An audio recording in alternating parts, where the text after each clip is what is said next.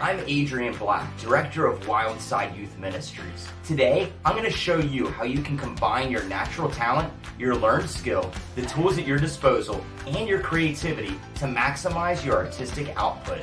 To illustrate this, I'm going to use a character I created, Wally the Bear.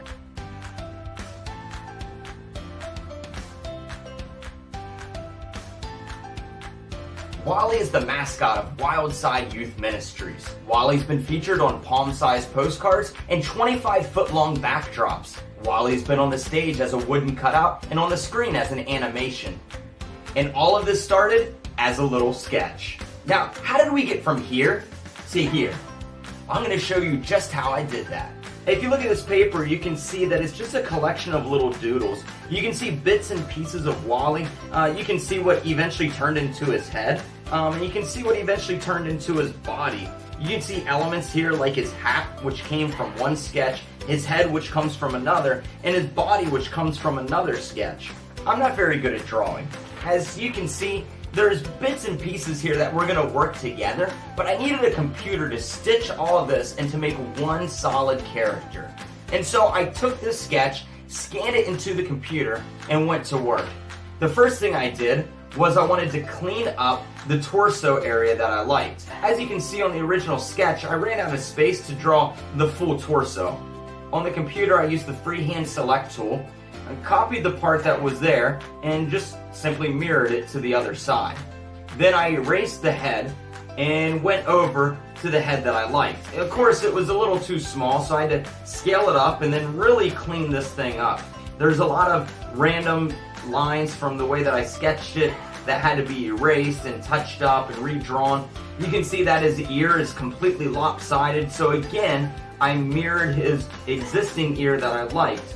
Once it came down to his eyeballs, that also needed to be touched up. I liked the one eyeball, but not the other, so I mirrored the one that I liked and placed it on the other side. So I isolated the hat and digitally finished it, and then pieced all of these things together to get Wally the Bear. Now at this point, he's very rough because he's done in a Photoshop-like program. He's rasterized, he's not a vector shape, and so I can't really scale him up or color him here. So I export him as a black and white JPEG and take him into a free program called Inkscape. Inkscape is actually called shareware because you can tweak the version yourself if you want to get into the code of it all, or you can download other people's versions. Now, I just use the standard stock version of Inkscape.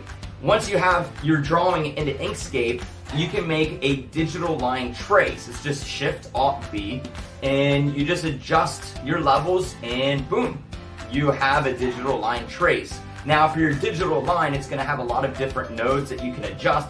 I usually try to delete a lot of these to get a cleaner line. Once this is done, you can color him in. Wally the Bear has a very simple digital coloring. He doesn't have any highlights, he doesn't have any shadows on him, he's pretty flat and basic. Now once you have your character or your drawing scanned into the computer, touched up and digitally colored, you're basically done. At this point, I had Wally the Bear. He went from being all over this paper to being one bear, and now a nicely crisp, digitally colored bear that I can utilize in multiple different ways. And this is where we get into a really fun part, repurposing content. Repurposing your content is one of the best ways to maximize your artistic output. Like I said, we've used Wally the Bear everywhere. We've made over a dozen different versions of this character. We've given him angel wings and a little diaper and bow and arrow for Valentine's Day. We've dressed him up like a leprechaun for St. Patrick's Day. We've put the bear inside of a bunny suit for Easter. For Halloween, we've created multiple different versions. We have Wally dressed up as a ghost. My favorite is the slime version. We dressed up Wally like a Halloween cat, and we also wrapped him up like a mummy. For Thanksgiving, Wally dressed up as a pilgrim. And for Christmas, we have him as a gingerbread man and in a Santa outfit. All of these versions come from the very first version of Wally the Bear. Now it's very simple to take one of these pre-existing versions and add an outfit to him and recolor him. For example, when I wanted to make Wally into the Halloween cat, all I had to do is take Wally from the bunny rabbit suit, delete the ears, and then I went to another character I'd made, a jaguar, for our summer camp. I took his ears and the top of his head and his tail and just mashed it together, and now he's ready to be colored. All of these different versions of Wally come in handy.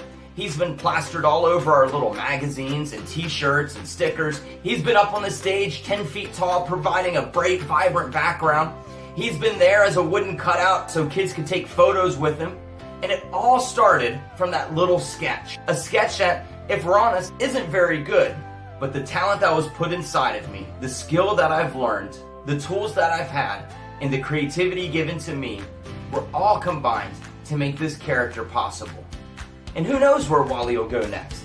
But the question is, what are you going to do with the art you create? How will you use your natural talent, your learned skills, the tools at your disposal, and your creativity to maximize your artistic output? Thanks for watching.